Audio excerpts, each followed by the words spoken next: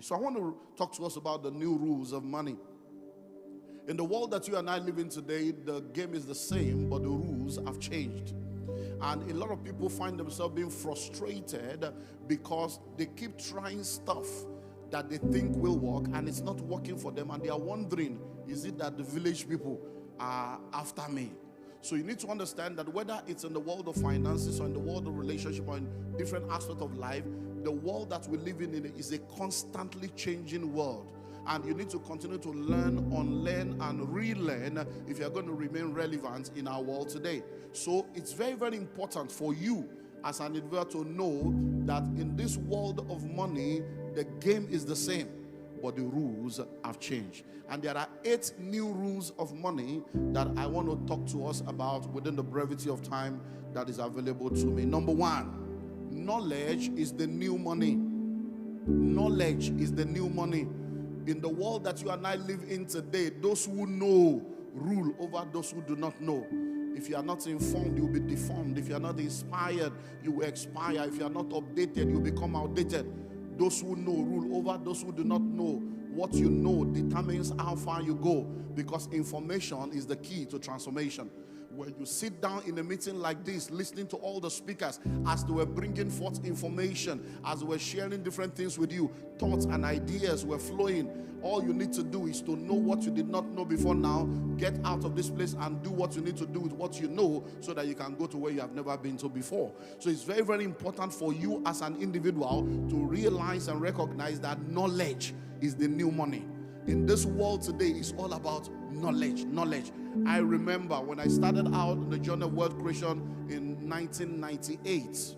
I started going to the UK in 1997, and every time I go into the UK, I started doing business in the UK. I was a major supplier of books and videos and all stuff to different stores in Peckham, all over the UK. If you know anybody in the UK between 1998 and 2003 that were into anything that selling of home videos, selling of books, Christian materials, when you ask for Olumide, I was the major supplier. But guess what? Every time I'm traveling to the UK, I will travel with 10 bags, 15 bags. And when I get there, I will spend 2-3 hours with custom, settling different things. But within those 5 years, I was also upgrading myself in the part of information. And then many years later, I will never forget, I think it was 2002 or 2003, I went to the UK to speak. I'd been invited to come and do a training for an organization. They paid for my business class ticket, they paid for my hotel, and I charged them £10,000 and they paid in advance. So I was going into the UK, they paid £10,000 into my account for a 2-day weekend training. It was a Friday and Saturday, and I came in on a Thursday. And when I was coming into the UK, I had just my jacket bag with me. And when I got to the airport, you have one door that says something to declare, and you have the other door that says nothing to declare. And in those days, when I used to do that business, I used to pass through something to declare, because even though the books were not taxable, the CDs were taxable, I had to do all that. So this particular day, I was going to nothing to declare, and as I was going, it just dropped. And it was like, okay, why are you passing through nothing to declare? And I'm like, oh, I don't have bags. He said, but you are coming to declare something. I said, yes. And it just dawned on me. He said, do you know that they have paid you £10,000 already and you have not yet said anything? He said, now what is the difference between the time you used to carry Ghana Must Go and go from one train station to the other? He said, what's the difference between then and now? He said, the difference is knowledge. He said, now you are not selling goods and services, you are selling information. He said, and now you don't need to carry big bag, you don't need to carry anything. You are coming in now, but you are making more money with information than when you were carrying bags. And I go, wow. So knowledge is the new money. So it's very, very important for you to realize that every time you see an opportunity to learn, please do everything you can to go and learn, because the money of today is no more what you think money was. If you read the School of Money book, you will see how that we have transcended. It used to be the agrarian age, then became the industrial age, and the rich people of today, they are not the people that have factories and industries. No. The rich people of today are those that are selling information and ideas. The top companies in the world today, from Google to Amazon, what are they selling? So it's all about knowledge. Number 2, you must learn how to use debt. You must learn how to use that. The second new rule is you must learn how to use that. You see, when a poor man, Ali Baba was just amazing. Wow. When a poor man hears death or will, or they just shut down, death, and the richest man in Africa today is Dangote, and he's a debtor. Dangote is owing banks millions of dollars, yet he's the richest man. How? It's because there are different kinds of debt. There is good debt, there is bad debt, and there is no debt. Now, good debt is a leverage, bad debt is a bondage. But you see, the problem with the poor is that they embrace bad debt. And because they have embraced that bad debt and they have been bound by bad debt, because the borrower is always a servant to the lender in bad debt, they now turn around to say, I don't want to owe anybody, owe no one nothing. But they don't realize that good debt is a leverage. Using other people's money helps you to move faster instead of waiting for your own money. And that's why you find out that the rich and wealthy people, they still have bank loans. Why? Because they have realized, instead of using my hard-earned cash, why not leverage on the money of people that don't have knowledge? Because they don't have knowledge, they put their money in the bank thinking it's security. So since they don't have knowledge of what to do with their money, let me help them spend their money to make more money for myself. Hello? Let me tell you the easiest one, the lowest hanging fruit. Do you know that many of you have worked in companies before where you have opportunity to collect staff loan, interest-free, you never collected? Why? You were afraid. But guess what? If you had collected the staff loan, they would have been deducting the money from your salary. That is advanced savings. You did not collect the loan. Even you collected salary, you still could not save. The loan will have helped you to save by fire, by force. You could have collected the staff loan. You could have bought Uber Corolla, and that one will be working for you, and you will still be collecting your salary. You could have collected the staff loan and opened a barbing salon or opened a hairdressing salon, and that will be working for you. Why, boy? I don't want to hire anybody. Now you have left a company that was giving you free loan. You are now in a company where there is no staff loan, there is nothing. To get 30,000, you now discover how difficult it is to see somebody to borrow you money. So the new rule of money is what? Learn how to use what? Debt.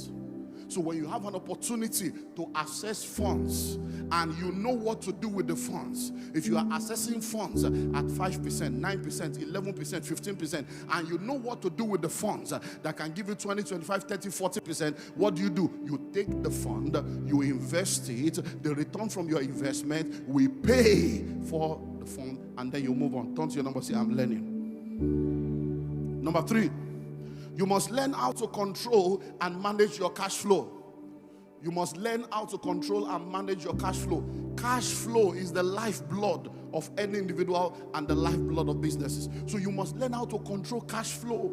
Now listen and listen well. Even a profitable business can go bankrupt when there is no cash flow. And now you see a lot of people, they make money, but because they don't know how to manage the money, they are not able to multiply the money, and they end up in debt. Listen and listen well. It is not how much you make that matters. It is what you do with what you make that matters. And if you don't know how to manage your cash flow, you will not know how to balance between your income and your expenditure. And once your expenditure is greater than your income, your upkeep will become your downfall. So you need to sit down and know how to manage cash flow. And in cash flow management, it begins with number 1, proper documentation. You must be able to document and track down every income and every expenditure in your life. When you are able to sit down to document every income and expenditure, you will know where your income comes from.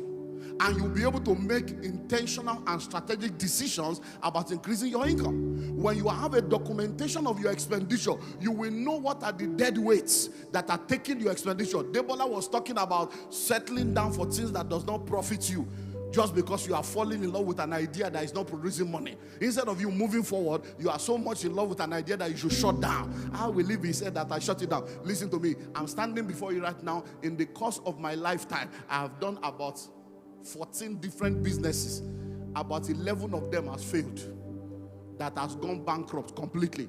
But let me tell you something. If you have one master breakthrough, it will cover for everything else. So it's very, very important to know that everybody you are looking at today, if they start telling you their story, they will tell you of things they have shut down, things that didn't work. So you must understand how to manage your cash flow. And it begins with that documentation.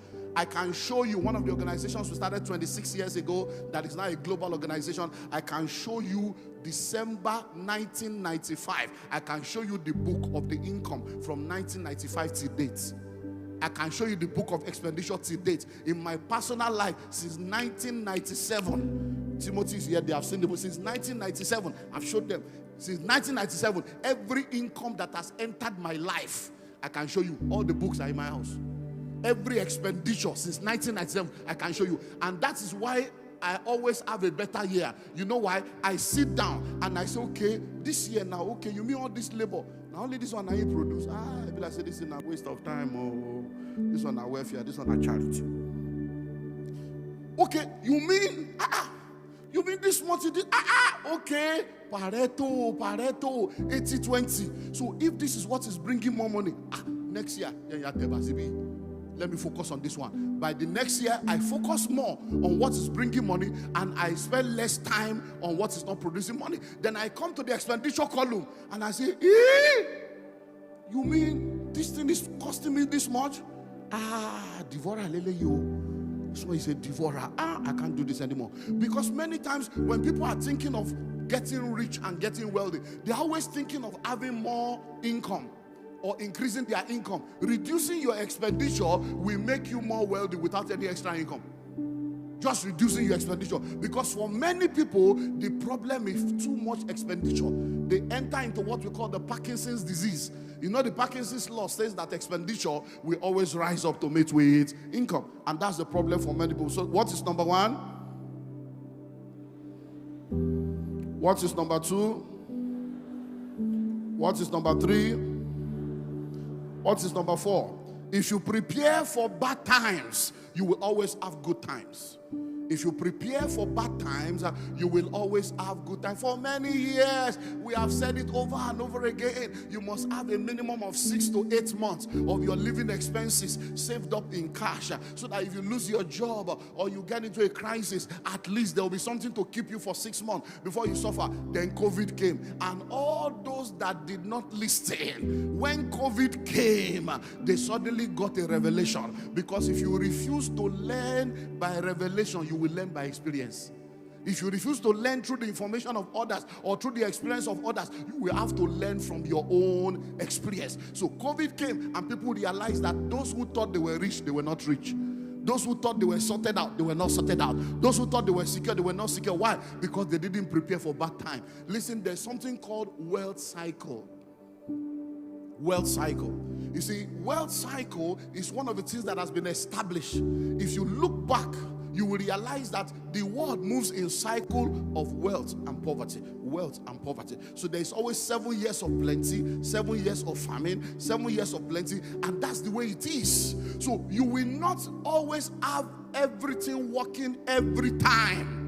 But if you do the right things in the days of plenty, you save, you invest. When the days of famine come, you will not be a part of the famine, because what you have saved in the years of plenty will take care of you in the years of famine. That's the way it works. So it's wealth cycle.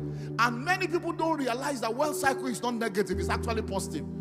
You see, in agriculture, there's what we call bush fallowing.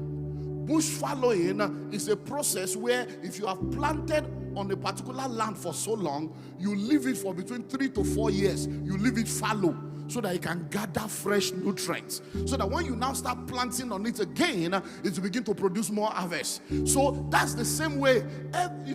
Nobody reigns forever except the Creator.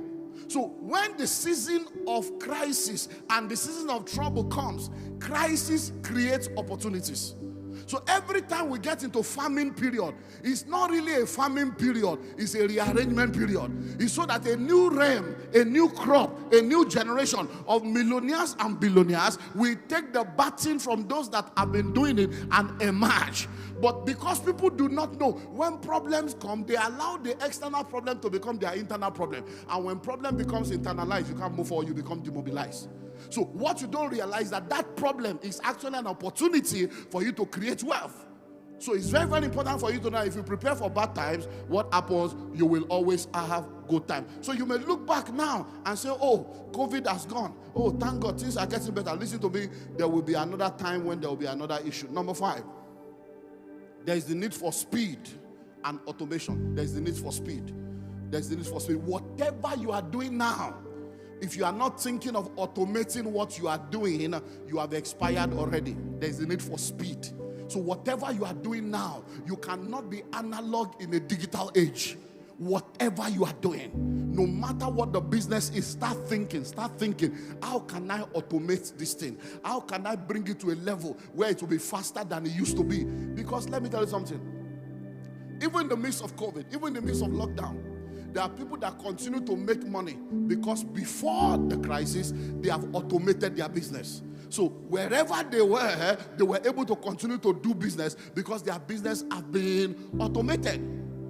When you don't understand the importance of speed, you're going to get into trouble. If you know the banking, the process of banking in Nigeria, you realize that there was a time when if you had to go to bank, you have to go and queue. You have to take tally number. You go in the morning, collect the number, go to work, and then go in the afternoon. It has not reached your number yet. Now, then a group of young people came up and they started modern day banking. But today, you don't even need to go to any bank. You don't even need to physically go anywhere. So you can actually, we now have fintech all over. And you can sit down and on your palm with your mobile phone, you can transact business globally. It's now faster and cheaper and more profitable. So anything you are doing, one of the new rules of money is what? You must make everything faster, automate it. So whatever you are doing, think of how you can automate it. Think of how you can bring it to a level where it will move faster than you doing it manually. Number 6, learn the language of money. Learn the language of money. Every industry has a language. Every industry has what? Has a language. What is the language of money? You as an individual, if you want to make money, nobody feels comfortable around people that don't understand them. So if you don't understand money and you don't understand the language of money, how can you become wealthy? Now, let me give you a practical experience. Do we have any Igbo person here or Hausa that does not understand Yoruba? Anybody? You don't understand Yoruba? Okay, please come. Please come. Now, she's in World Summit, Sako, I'm on the mic. So she does not understand Yoruba, but excuse me, ma'am. I'm going to now speak in Yoruba from now, so just take the mic. Igbo Lengbe.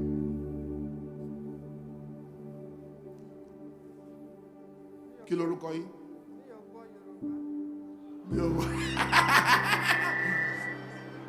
Now, because of time, let me do this. Now, mo fẹ́ kẹ́ wá fi ọwọ́ sínú àpò mi. Gbogbo owó tó wà ńbẹ̀, mo fún yín, kẹ́ máa mú lọ. Gbọ́ ni, alámì òróró máa ní mi. Mi ò ń parọ́ o. Àní kẹ́ máa bọ̀ kẹ́ fọwọ́ sápò mi. Owó Olúwa wà ńbẹ̀. Owó òkè òkun ó wà ńbẹ̀. Ó wà lápò mi mo ṣe wà yìí wọ́n. Ẹ wá fọwọ́ sápò mi, gbogbo owó tó bá ńbẹ̀ mo fún yín kẹ́ máa mú lọ.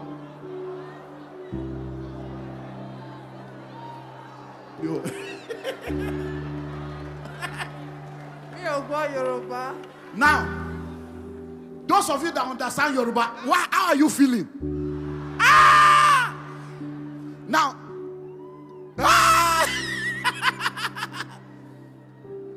now you know what I said. So let me go to English. You know what I said? I said you should come to the altar, put your hands in my pocket, and whatever you see is yours. Now you see, I told you, I said, look, I've got Nigerian naira, I've got foreign currency in my pocket. All you need to do is to put your hands there and get it, and it's yours. But you didn't respond. You know why? You don't understand Yoruba language. Who say money no de Lagos? You don't understand the language of money. If you understand the language of money, you go no say money de Lagos. Everywhere where you see money there. Every problem where you see na money. Every person where you see na money. Everywhere where you turn na money. Money de Lagos yafu. Now you don't understand the language. So there is money, but do you understand the language of money? So when somebody tells you return on investment, you just say, okay, so what's the ROI? You are looking, ROI, Guinea, because you don't understand. So you need to understand the language of money. Every industry has languages. Now, when you go, have you ever gone to the hospital before, you met with a doctor or physician, and then they scribble something on a paper that looked like Latin and looked like Chinese. And when they say, so go and see the pharmacy, and you were looking, what is this one? You don't understand because you don't understand that. But when you got to the pharmacist and handed it over to the pharmacist, you say, okay, Septrin, okay, so they will begin to bring it and say, what? There is a language. So you need to understand the language of money. What is money? Where does money hide? What is income? What is expenditure? What is asset? What is cash flow? You need to understand all this now so that when you are in the realm of money and you are talking the language of money, money knows that you understand it. Money will flow towards you and gravitate towards you because you are in the same category. Hello? So you must learn the language of money. I suffered for this many, many years ago, about 24 years ago. About 25 years ago, we rented an apartment. We rented a small warehouse. And then the warehouse had a large expanse of land in front of it. And when you are poor, like Ali Baba was saying, your mentality, you say, what am I going to pay a lawyer for? Nobody to just write something. So all of a sudden, the man says, so are you going to, bring your lawyer? I say, we don't have a lawyer. We can't pay a lawyer. Just do it. So the guy did an agreement. I read everything. And from my knowledge, I said, I go school now, nobody to just read. I read everything. And I signed. So we built a massive auditorium on the vacant land in front. And powerful flags, glass house, everything. And then a few years down the line, the guy decided to say, look, you guys are too big. I want you to go. So we were still having like 2 years on our lease. We had built another cathedral. So he said, since you have built another one, go, leave this. I said, it's our own. We still have 2 years. We want to do something. To cut a long story short, the man decided to do some stuff. I said, okay, we are moving, no problem. So I said, okay, but as we are moving, everything that we did here, we are going to remove everything and go. The man was just laughing. He was just laughing. I said, we still have 2 years here, and we're going to pack everything. He said, Pastor, what do you call yourself? He said, you better go and read your agreement. Apotenancy. I was like, what English is it? He said, you better go and read your contract very well. So now, by that time, we had the lawyer. I said, lawyer, when the lawyer read the agreement that I signed, he said, sir, which lawyer? I said, we're just starting that time. No lawyer. He said, sir, you can't touch anything there. He said, look at it, the apotenances. I said, what's apotenancy? I said, I read it now. Apotenancy, what's that? Tenancy. He said, no. Apotenancy means that this land I'm giving you, whatever you build on it, whenever you are going, you will leave it. It's my own. You will give me. I say, hell! Because I did not understand legal language. So many times, penny wise, pound foolish. If I had gotten a lawyer then, I would not have been in that trouble. So it's very, very important for you to understand the language of money. Number 7, life is a team sport. So develop your team. Life is a team sport. Develop your team. What do I mean by that? Listen and listen well. If you want to go fast, go alone. If you want to go far, go with others. In this world, though, even Lone Ranger, Atonto, nobody goes alone. Many times we miss it because we don't realize that in this life, it's not only about what you know, it's who you know. You need to have the right people in your network because your net worth is determined by your network. So life is a team sport. So if I'm to ask you now, who is in your clan? Who is in your community? So when they are telling you to join the community, you better join. When they are telling you to join the network, you better join. Why? Because if you are moving with the right kind of people and you have the right kind of people on your team, it will help you to go far. So if you read the School of Money book, you will see the list of people that you need. You need a spiritual covering over your life. Because in this world, you are either in the secret cult or you are in the secret place. And everybody is using something. Everybody. So you better be sure that what you are using is the one that will work. Everybody is using something. So, and then you need a life coach or a mentor that will guide you, that will lead you, that will instruct you, because you never know. They are sitting down here right now. They will tell you stories. One still happened. I was still talking with you. One still happened recently. They will tell you stories of moves they were about to make, things they were about to do. They are just one phone call. Sir, we are thinking of this. What do you think? I say, forget it. It's not going to work. Don't try it. Okay, move this. And they'll come and say, we didn't. Timothy called me just about 2 weeks ago. They've gotten a major property, powerful location. Everything was going on fine. And when the MD came to see him and said, sir, we have gotten this. He said, no problem. Let me call my mentor. And he called me. He said, sir, they have come. This is that. I said, forget it. I said, forget it. I said, yes, location, good. Price, good. I said, but that location has a problem that only those that know. I said, every 2 to 3 years, when flood comes, you will be crying. I say, I have a property in that place we are talking about. I have 2 apartments there. I said, in 2018, all the tenants packed out. The water was to the roof. I gave him, so I said, so don't try it. And guess what? That was about 2 weeks ago. Just 3 days on the 7th, 3 days ago, they have opened the water. And they sent us a video that they have opened the dam. Oh, the water is coming. Oh, so I said, what I was telling you 2 weeks ago, see it on WhatsApp. I said, they have opened the water.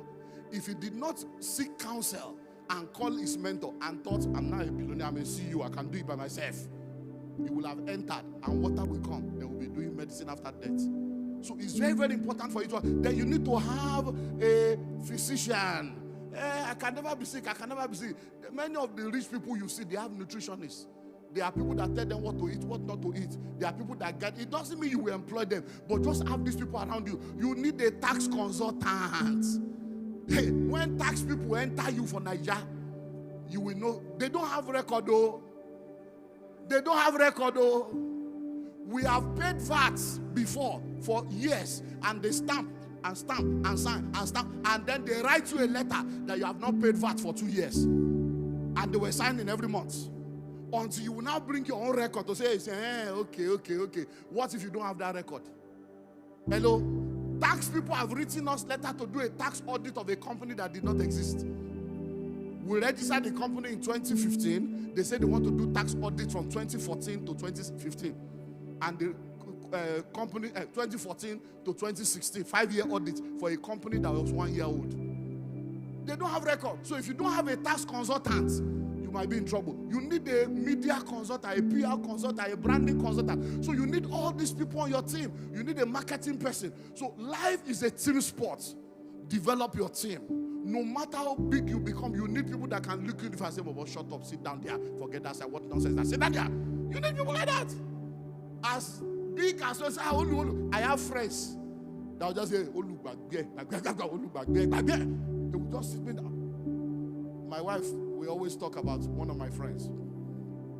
And my wife will tell me, say, you know why I love this your friend? He said, out of many of your friends, all these men of God, he said, this one, I love the way he calls you Olu. He doesn't put pastor, he doesn't put doctor. And when he's talking, they say, hey, Olu, he will tell you, he said, that's why I love this your friend. He said, because all this friendship of, man of God, he said, these people that have known you when you were nobody. And even after you have become so, they too, they are somebody. And they will say, oh, look, back here. He said, I like this one. That's why I'm closer to this one than all these other men of government. And he said, this one, yeah. These are the people that can tell you things so that if you are me, I'll just call you, talk to your friend. Finally, no, I've given you 7, right? Number 8, finally, learn how to print your own money. Yes, sir. You see, what are you talking about? You see these books, they are my own. I have printed money. You see this pack, it's my own. I have printed money. You see this audio program, it's my own. I have printed money. You see this wealth creation pack, it's my own. I have printed money. Learn how to print money. What does it mean to print money? Come up with your own products and services. That is one thing you need to. So the new rule of money now is that you must have your own product and service. Learn how to print your own money. Stop being so proud and arrogant because you can afford somebody else's money that they are printed. I wear Gucci, I wear Louis Vuitton, I wear Ferragamo, I wear all those things you are calling somebody's name. Oh, Range Rover, I drive Range Rover Sport. When will you do something that people will be proud of? That they will buy. Those are other people's brainchild. Why has your own brain not given birth to any child? So you need to sit down and begin to print your own money. Do you know how much? You see, in business, we have what we call forward integration, backward integration. Sit down and ask yourself, what is it that is taking most of my money away? Can I begin to do backward integration so that I will not be spending that money to other people and have it for myself? You heard Debola also say it, when you have the content and then you begin to produce your own. It's very, very important to start printing your own money. Have your own products, have your own service, have something that is your brainchild. And you know what I love about copyright and patent rights is the fact that they give you 100 years. When you write a book now, you have 100 years to enjoy the book. And after 100 years, it goes to the public domain. Because even though there are many people on earth, the very minute you are able to come up with an invention or author something or print something, the entire universe acknowledges that you have done something. So they will say, we give you 100 years for you to enjoy this thing. And after that, other people can come and begin to enjoy. So it's very, very important for you to live here now and begin to think of how you can explore all the things that we have shared, because that is the new rule of money.